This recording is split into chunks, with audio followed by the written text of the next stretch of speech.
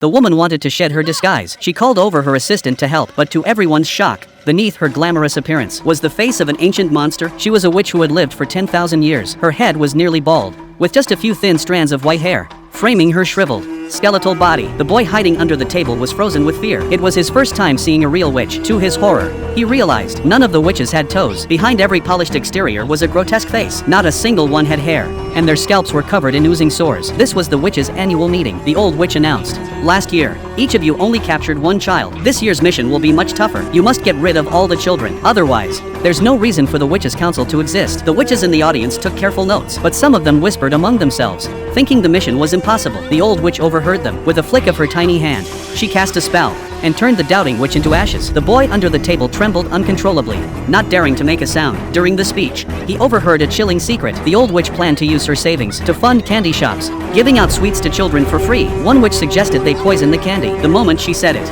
the old witch flew into a rage. She reminded them, witches must only use magic. Suddenly, a knock at the door interrupted them. The witches quickly pulled on their wigs and masks, disguising themselves as ordinary humans. The assistant opened the door. A young boy walked in, unaware he had just become the old witch's next experiment. He even drank a mysterious potion she handed him. Seconds later, the countdown began. The boy's body started to convulse. Before he could react, smoke poured from his mouth. In an instant, he transformed into a tiny mouse. The witches erupted in cheers as the boy scurried away in terror. But right then, the old witch sensed something was off. Her sharp nose caught the scent of another human child. The boy, still hiding in the shadows, held his breath and ducked out of sight.